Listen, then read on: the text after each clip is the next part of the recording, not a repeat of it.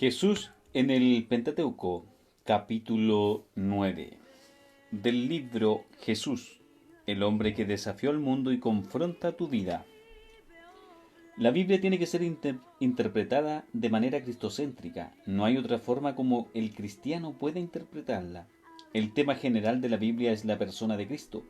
Una vez que vemos esto, todas las partes de los testamentos y libros encajarán más fácilmente en su lugar. Norman Geisler. Cuando estudiamos la Biblia de forma detallada, descubrimos que el Nuevo Testamento estaba escondido en el Antiguo Testamento y que a su vez el Antiguo Testamento está revelado en el Nuevo. Si eso es cierto, y sabemos que lo es, entonces deberíamos ser capaces de identificar a Cristo en el Antiguo Testamento. En esta sección queremos considerar los primeros 5 libros de la Biblia escritos por Moisés, conocidos como el Pentateuco, donde podemos ver de una forma muy clara cómo ya en esa época Dios estaba inspirando la historia bíblica, considerando la venida de su Hijo unos 1500 años después. De esta forma es posible encontrar aquellas cosas que apuntaban hacia Él. En teología hablamos de tipos y antitipos. Un tipo es una persona, un hecho o un símbolo que aparece en el Antiguo Testamento y que tiene su correspondencia en el Nuevo. Romanos capítulo 5 versículo 14 establece que Adán fue figura, tipos en griego, del que había de venir. En este caso, Cristo sería un antitipo.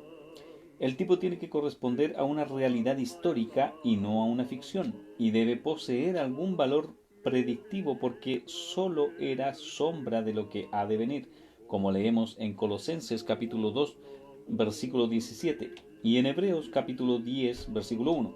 La mayor parte de los tipos que el Nuevo Testamento avala se refieren a la persona de Cristo o a su obra. Es interesante ver cómo el personaje de Jesús fue tipificado en el Pentateuco de múltiples maneras, reflejando la inspiración sobrenatural de la Biblia y la sabiduría de Dios al revelársele al hombre. Génesis, tipo Adán, Génesis capítulos 1 y 2.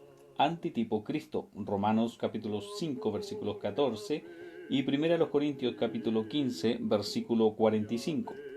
Adán fue creado por Dios sin pecado al soplar Dios su aliento de vida en él, y Cristo, llamado el último Adán en 1 Corintios capítulo 15 versículo 45, fue engendrado, no creado, por obra del Espíritu Santo en María, la Virgen. En este caso, el libro de Romanos llama a Adán literalmente figura o tipo del que había de venir. Veamos el veredicto de la Escritura.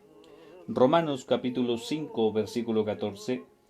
Sin embargo, la muerte reinó desde Adán hasta Moisés, aun sobre los que no habían pecado con una transgresión semejante a la de Adán, el cual es figura del que había de venir. Primera a los Corintios capítulo 15 versículo 45, así también está escrito: el primer hombre, Adán, fue hecho alma viviente, el último Adán, espíritu que da vida. Tipo Melquisedec. Génesis capítulo 14 versículos 18 al 20. Antitipo Cristo. Hebreos capítulo 7. Melquisedec es llamado rey y sacerdote del Dios Altísimo en Génesis 14, de la misma forma que Jesús es considerado rey de reyes, Apocalipsis capítulo 19 versículo 16, y es llamado sacerdote o nuestro sumo sacerdote en distintos pasajes del Nuevo Testamento. Hebreos capítulo 5 versículos 1 al 5, Hebreos capítulo 7 versículos 11 al 28.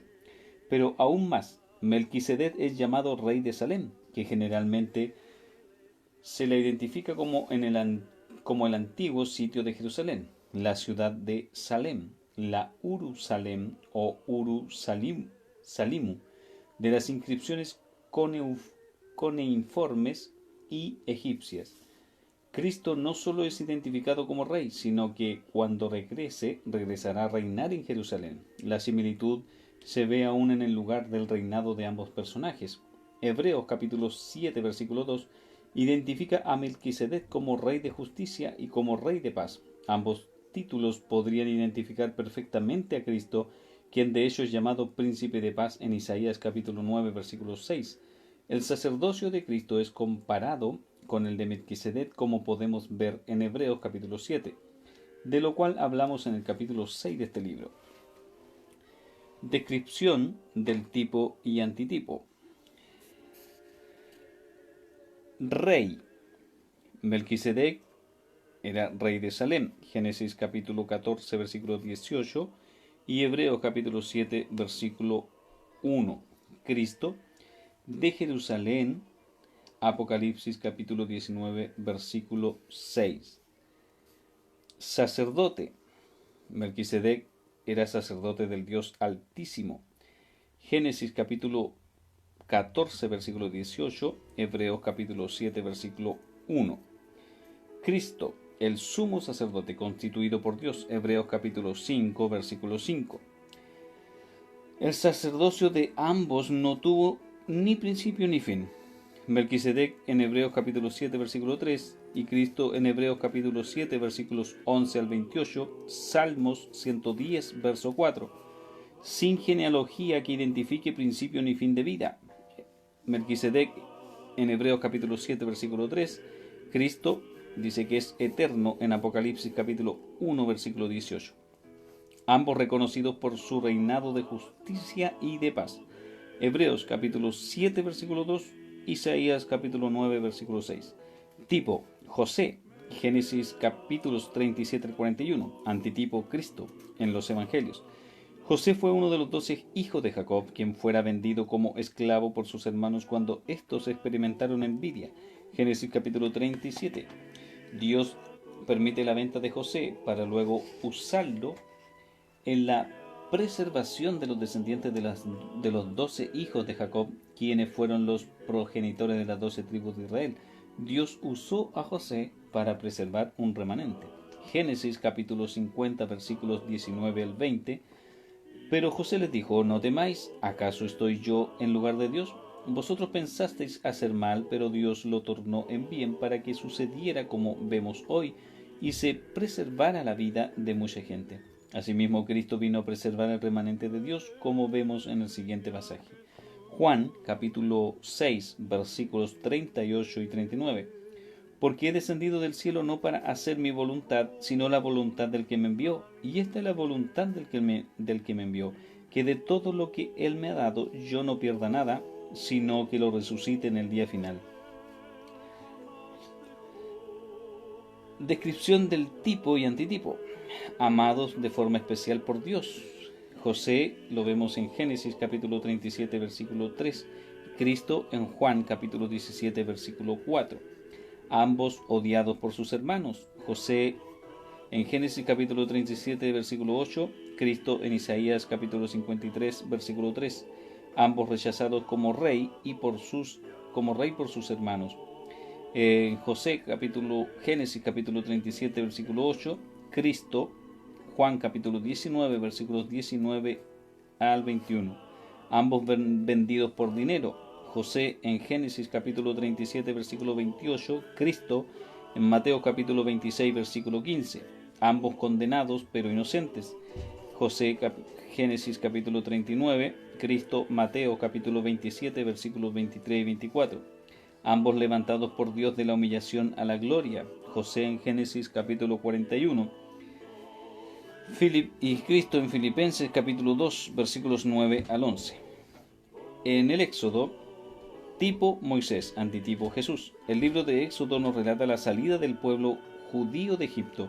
Dios llamó a Moisés a liberar el pueblo de la esclavitud y llevar a cabo su causa redentora, según fue revelado por Dios, algo que podemos ver en los versículos que siguen.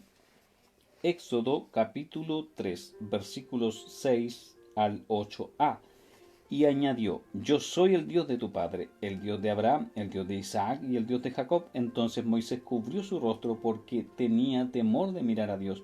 Y el Señor dijo: ciertamente he visto la aflicción de mi pueblo que está en Egipto, y he escuchado su clamor a causa de sus capataces, pues estoy consciente de sus sufrimientos, y he descendido para librarlos de mano de los egipcios, y para sacarlos de aquella tierra a una tierra buena y espaciosa, a una tierra que mana leche y miel. Pero de la misma manera que Dios llamó a Moisés a liberar al pueblo judío de la esclavitud de Egipto, Dios Padre llamó al Hijo a liberarnos de otra esclavitud, la esclavitud del pecado. Aún en la antigua revelación había sido anunciado este propósito. Isaías capítulo 61, versículo 1. El Espíritu del Señor Dios está sobre mí, porque me ha ungido el Señor para traer buenas nuevas a los afligidos, me ha enviado para vendar a los quebrantados de corazón, para proclamar libertad a los cautivos y liberación a los prisioneros. Igualmente Moisés vino a ser dador de la ley en el monte Sinaí, según vimos en el libro de Éxodo capítulo 19, versículo 20. También Cristo, como el juez que ha de juzgarnos, nos dio la ley de Dios para que podamos agradar a Dios. Los 4 evangelios dan testimonio de esto y lo vemos reemplazando a Moisés como mediador. Éxodo capítulo 33, versículo 11 nos dice que Dios hablaba con Moisés cara a cara y entonces Moisés le hablaba al pueblo de parte de Dios. Esa era la función del profeta. Pero ahora en el Nuevo Testamento Cristo ha pasado a ser el único mediador entre Dios y el hombre, como expresa 1 a Timoteo capítulo 2, versículo 5. La similitud entre Moisés y Cristo en el cumplimiento de sus roles es extraordinaria. Filipenses capítulo 2, versículos 6 y 7 dice que Cristo, aunque existía en forma de Dios, no consideró el ser igual a Dios como algo a que aferrarse, sino que se despojó a sí mismo tomando forma de siervo, haciéndose semejante a los hombres. Cristo renunció a su gloria, a sus privilegios para servir a la causa redentora de Dios. De Moisés, Hebreos capítulo 11, versículos 25 al 26, nos dice que escogiendo antes ser maltratado con el pueblo de Dios que gozar de los placeres temporales del pecado, considerando como mayores riquezas el oprobio de Cristo que los tesoros de Egipto, porque tenía la mirada puesta en la recompensa, Cristo abandonó la gloria celestial y Moisés la gloria terrenal de Egipto. Moisés renunció también a derechos y privilegios que tendría como hijo de la hija de Faraón, como Cristo renunció a los suyos como hijo de Dios. La vida de Moisés se vio amenazada cuando el Faraón dio órdenes de matar a todos los recién nacidos de las mujeres judías, pero de manera milagrosa Dios salvó a Moisés de esta matanza. Esta historia aparece en el libro de Éxodo capítulo 1 versículos 15 al capítulo 2 versículo 10. De igual manera, la vida de Jesús se vio bajo amenaza cuando el rey Herodes se enteró de que había nacido el rey de los judíos, Jesús, y llenándose de ira y de celos, ordenó la matanza de todos los niños judíos menores de 2 años, como relata Mateo en el capítulo 2. Jesús también fue salvado de manera milagrosa por Dios. Dios llamó a Moisés a reunirse con él en el monte Sinaí, y nos cuenta el relato bíblico que Moisés descendió con su rostro radiante, tan radiante que el pueblo le pidió que se cubriera el rostro porque no podían verlo después de Moisés haber estado en la presencia de Dios. Éxodo capítulo 34 versículos 29 al 35. En el Nuevo Testamento encontramos un pasaje donde Cristo sube al monte a orar y allí Lucas nos dice que mientras oraba, la apariencia de su rostro se hizo otra y su ropa se hizo blanca y resplandeciente. Lucas capítulo 9 versículo 29. Una experiencia muy similar a la que tuvo Moisés. En otra ocasión, Moisés subió al monte Sinaí y estuvo allí con Jehová por 40 días y 40 noches. Éxodo capítulo 34 versículo 28 dice que Moisés no comió pan ni bebió agua durante ese tiempo. Este ayuno sobrenatural de 40 días lo vemos también en la vida de Jesús, según nos relata Mateo capítulo 4 versículo 2. La celebración de la Pascua judía, Éxodo capítulo 12 versículos 21 al 24, vinculada a la redención y partida del pueblo hebreo de la nación de Egipto, apuntaba a la persona de Jesús.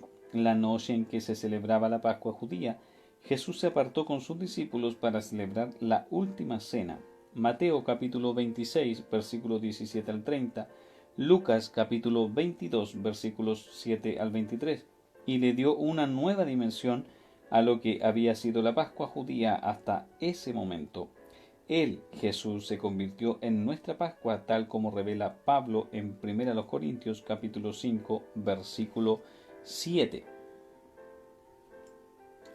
Levítico, tipo, las fiestas judías, el sumo sacerdote, antitipo, Jesús.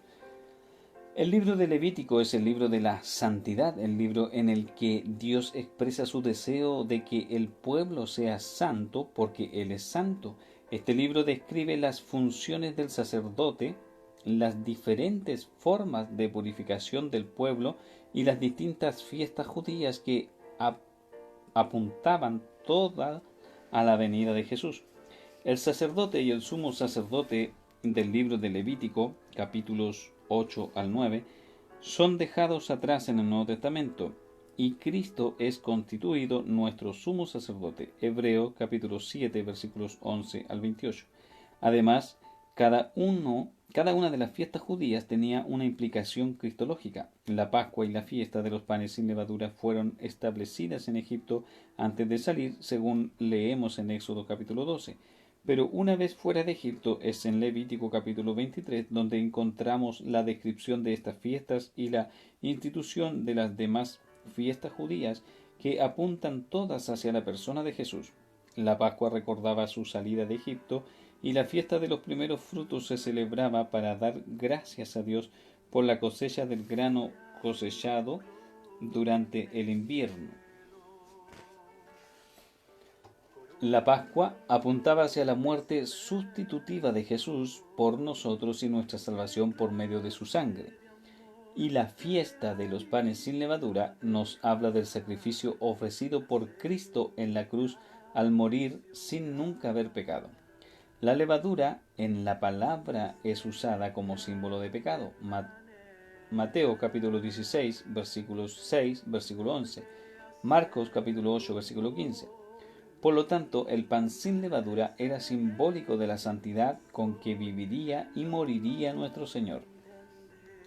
La fiesta de los primeros frutos era celebrada el 16 de Nisán, el primer mes del calendario judío, que corresponde a marzo-abril del nuestro. Se celebraba 2 días después de la fiesta de la Pascua, el otro día del reposo. Levítico capítulo 23, versículo 11. Jesús es crucificado un 14 de Nisán y resucita el domingo 16 de Nisán, justamente durante la celebración de la fiesta de los primeros frutos. Su resurrección, los primeros frutos de 1 Corintios capítulo 15, versículo 20, garantiza la nuestra postreros frutos. 1 Corintios capítulo 15, versículo 20 y 23. Mas ahora Cristo ha resucitado de entre los muertos, primicia de los que durmieron, pero cada uno en su debido orden. Cristo, las primicias, luego los que son de Cristo en su venida. La fiesta de las semanas, Levítico capítulo 23, versículos 15 y 16, conocida en hebreo como Shavuot y en griego como Pentecostés. Hechos capítulo 2, significa 50, porque era celebrada 50 días después de la fiesta de los primeros frutos. El primer Pentecostés ocurrió 50 días después de la resurrección, ya que Cristo resucitó el día de la fiesta de los primeros frutos, el 16 de Nisán. Pentecostés, celebrada en junio, marcaba el comienzo de la cosecha de trigo del verano, de la misma manera que la fiesta de los primeros frutos, celebrada en la primavera, marcaba el comienzo de la cosecha de cebada sembrada durante el invierno. El sermón de Pedro predicado ese día, Hechos capítulo 2, 50 días después de la resurrección, trajo los primeros 3.000 convertidos después de su muerte y resurrección, lo que confirma así que Cristo representa verdaderamente las primicias o nuestros primeros frutos. El día de la expiación, conocido hoy como Yom Kippur, era el día más extraordinario del calendario judío. Era el día cuando el sumo sacerdote entraba al lugar santísimo y ofrecía sacrificios por el pecado del pueblo. Levítico capítulo 23, versículo 27. Ya en el capítulo 6 explicamos algunas de las cosas que ocurrían ese día en el Nuevo Testamento. Cristo es ese sumo sacerdote que vino y ofreció sacrificio una sola vez y para siempre para el perdón de los pecados del mundo. Los siguientes textos atestiguan estas verdades. Hebreos capítulo 5 versículo 10. Siendo constituido Jesús por Dios sumo sacerdote según el orden de Melquisedec. Hebreos capítulo 6 versículos 19 y 20. La cual tenemos como ancla del alma una esperanza segura y firme y que penetra hasta detrás del velo, donde Jesús entró por nosotros como precursor hecho según el orden de Melquisedec, sumo sacerdote para siempre. Hebreos capítulo 7 versículos 26 y 27. Porque convenía que tuviéramos tal sumo sacerdote, santo, inocente, inmaculado, apartado de los pecadores y exaltado más allá de los cielos, que no necesita, como aquellos sumos sacerdotes, ofrecer sacrificios diariamente, primero por sus propios pecados y después por los pecados del pueblo, porque esto lo hizo una vez para siempre, cuando se ofreció a sí mismo. Si había una fiesta que apuntaba directamente a lo que Cristo vendría a hacer por nosotros, esta era la del día de la expiación. Números. Tipo, la roca en el desierto, la serpiente de bronce. Antitipo, Jesús y su crucifixión. En este cuarto libro del Pentateuco, Cristo es tipificado de varias maneras. En este libro de Números, en el capítulo 20, donde encontramos que Dios le dio agua de beber al pueblo a partir de la roca que golpeó Moisés. Sin embargo, el apóstol Pablo nos deja ver cómo esa roca representó a Cristo mismo. Primera de los Corintios, capítulo 10, versículo 4. Y todos bebieron la misma bebida espiritual, porque bebían de una roca espiritual que los seguía. Y la roca era Cristo. Por otro lado, en Números capítulo 21, versículos 4 al 9, leemos acerca de aquella ocasión cuando el pueblo fue salvado de las mordeduras de las serpientes venenosas mediante la serpiente de bronce levantada en medio del campo. Números capítulo 21, versículos 6 al 9. Y el Señor envió serpientes abrasadoras entre el pueblo y mordieron al pueblo, y mucha gente de Israel murió. Entonces el pueblo vino a Moisés y dijo: Hemos pecado porque hemos hablado contra el Señor y contra ti. Intercede con el Señor para que quite las serpientes de entre nosotros. Y Moisés intercedió por el pueblo. Y el Señor dijo a Moisés: Hazte una serpiente abrasadora y ponla sobre un asta, y acontecerá que cuando todo el que sea mordido la mire, vivirá. Y Moisés hizo una serpiente de bronce y la puso sobre el asta, y sucedía que cuando una serpiente mordía a alguno y éste miraba a la serpiente de bronce, vivía. Compara este texto con el siguiente.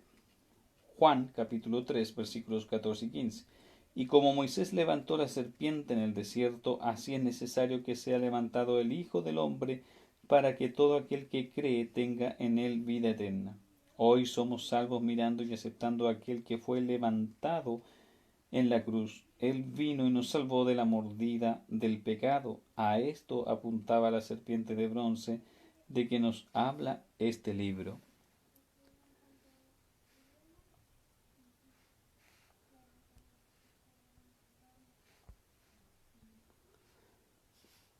Deuteronomio, tipo Moisés, antitipo Jesús.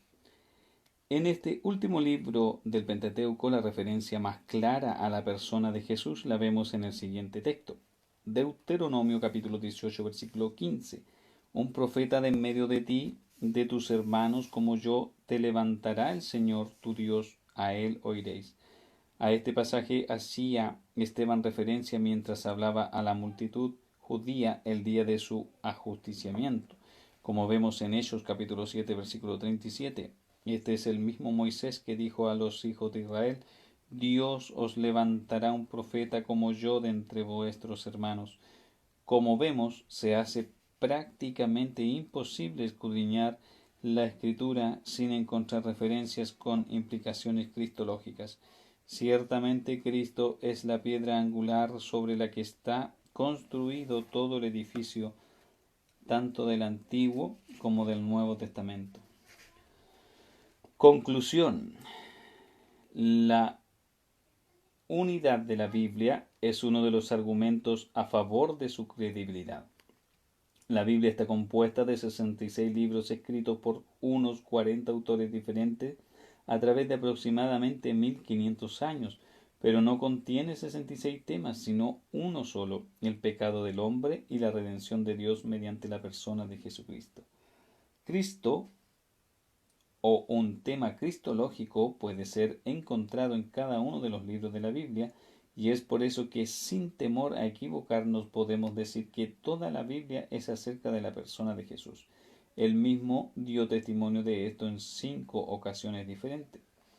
Mateo capítulo 5 versículo 17. No penséis que he venido para abolir la ley o los profetas. No he venido para abolir, sino para cumplir. Lucas capítulo 24 versículo 27. Y comenzando por Moisés y continuando con todos los profetas, les explicó lo referente a él en todas las escrituras. Lucas capítulo 24 versículo 44. Y les dijo: esto es lo que yo os decía cuando todavía estaba con vosotros, que era necesario que se cumpliera todo lo que sobre mí está escrito en la ley de Moisés, en los profetas y en los salmos. Juan capítulo 5 versículo 39. Escudriñáis, examináis la escritura, porque vosotros pensáis que en ellas tenéis vida eterna, y ellas son las que dan testimonio de mí. Hebreos capítulo 10 versículo 7. Entonces dije: he aquí, yo he venido.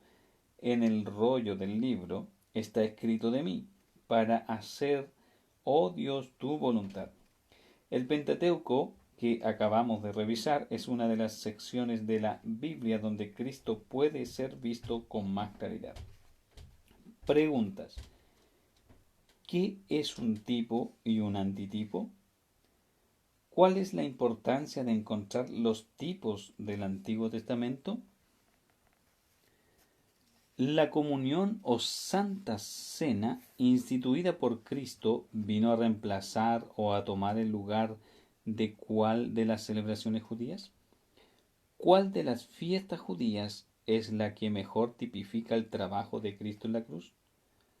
¿Cuál es el tipo y antitipo encontrado en el libro de Deuteronomio?